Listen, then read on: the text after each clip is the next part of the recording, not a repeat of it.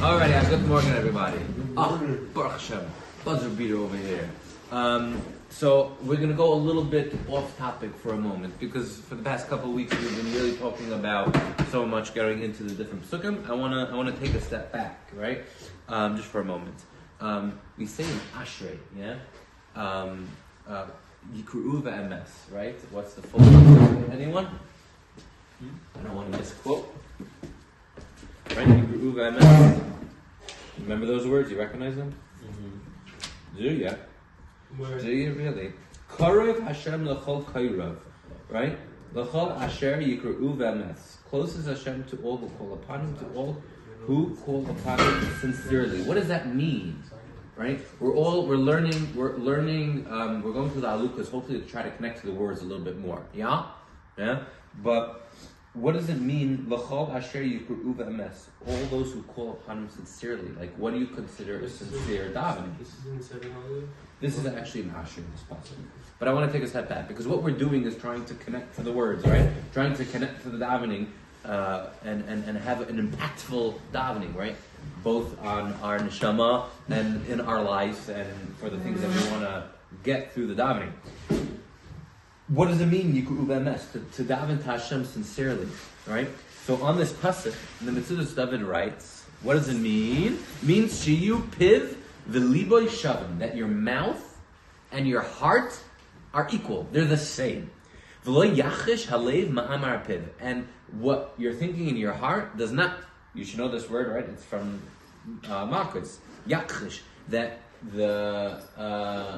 your heart and your piv and your mouth are not contradicting each other. What does that mean? How can your heart and your mouth contradict each other? Any thoughts? You could feel one way and say something else. Exactly, right? You could be talking something, you could be saying the words of davening, but your heart, your mind is somewhere else, right? Whether it's on a game last night or what you're having for dinner later, whatever it is, if your mind is not where your mouth, what your mouth is saying, then you are not yikru'u v'emes. You're not calling upon Hashem. You're not davening sincerely. There's an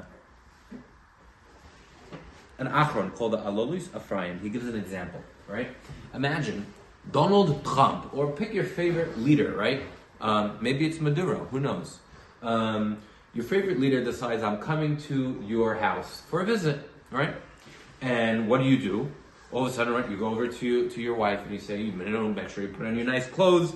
You tell your kids, you have to behave. You stand on attention. You tell any of your servants, your maids, create a nice lavish meal. Let's hire some music. Let's put out a red carpet, right? The whole 9 yards. And when this leader comes, he's very impressed. Your wife is looking pretty. Your kids are well behaved, standing at attention, right? There's a beautiful meal, a nice setup. But where are you? What happens if you are, I don't know what, taking care of the flowers, you're gardening, you're doing something else? Do you think you think Donald Trump or Maduro is going to care about anything else if you're not there?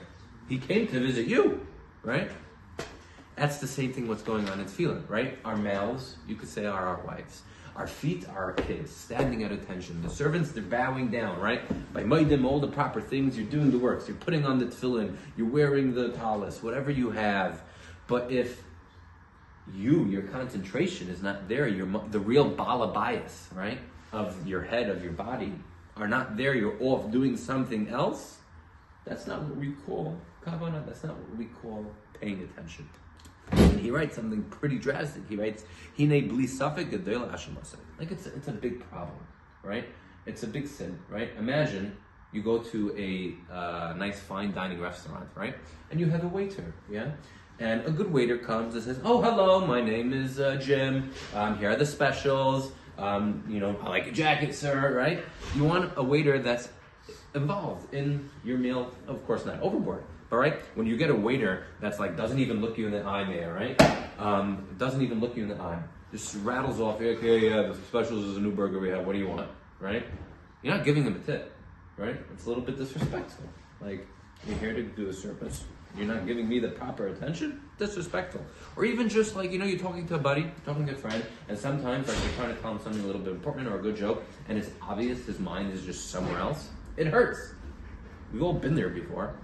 And that's the same thing that's going on. Imagine you're standing there in the middle of Shemona Esrei, you're in the middle of Sukkot Zimra, and you're davening, and you're just saying the words, and somehow the pages are turning by themselves, and the Baal Habayit concentration is somewhere else.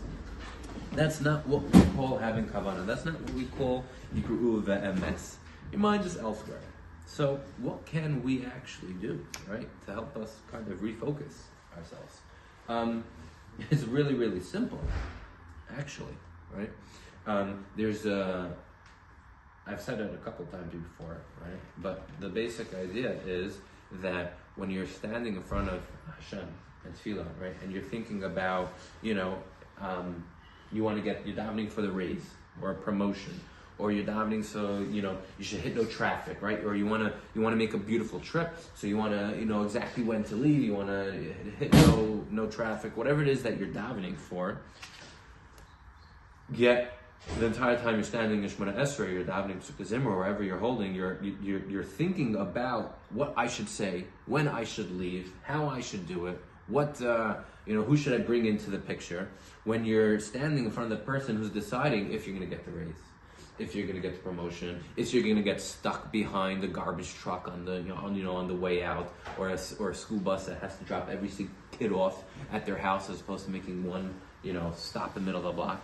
And you realize you take the time and try to catch yourself actively, think oh, I'm off base. Hey, why am I thinking about how I should talk to my boss to get the raise when I'm talking to the person who's actually going to decide if I get the raise or not, right? And that's what we're trying to do. We're trying to regroup ourselves, reconnect to the words, and what am I doing over here? It reminds me of a story my Rebbe once told me in Israel. Those who've been in Israel, some of you going there to Shem soon, there's this thing called an Egged bus. And on these Egged buses, there are these Egged drivers. And these Egged drivers, they drive. You think the MTA drives fast? These people, they don't wait for nobody. Very aggressive drivers. And my rabbi was once sitting on the bus, and the bus was about to pull away, and this time the bus stopped, and a young girl walked on the bus, sat down next to him, and he says in Hebrew, I'm not going to try to say it in Hebrew, but wow, isn't it amazing that you got lucky, the bus driver stopped for you? And she goes, no, you have it all wrong. The entire time I was running, chasing the bus, in my head I was saying, Zelohu Ze'ata. Zelohu Ze'ata. Right? It's not the bus driver, it's not him. It's you, Hashem. It's you the entire time. And if we could try to tap into that a little bit and recognize, hey, this is Hashem who is running the show. He's the one who decides. If you get the raise, you get the promotion, you get there on time, you get stuff by a red light, whatever it is you're davening for. You get the reservation at the restaurant. He is the one who decides everything. It's Elohu, it's not the boss, it's not the bus driver, it's Ata, it's you, Hashem. And if we could try to tap into that a little bit more and just focus on Hashem actually really running the show, believing that in our heart, because it's very easy, and don't beat yourself up for falling into a trap, because we live in a world of Teva.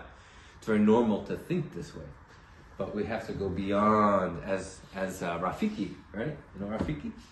As Rafiki from Lion King says, right? Look beyond what you see, right? It's a very important line, right? Look beyond what you see, right? HaKadosh Baruch Hu is behind every person. We're all just little puppets running around. And if you want something, the person to really focus on and down for is HaKadosh Baruch Hu. Mirza Hashem, we could continue going in our tefillah together and having more impact on tefillahs and getting things that we desire. So, Darabah.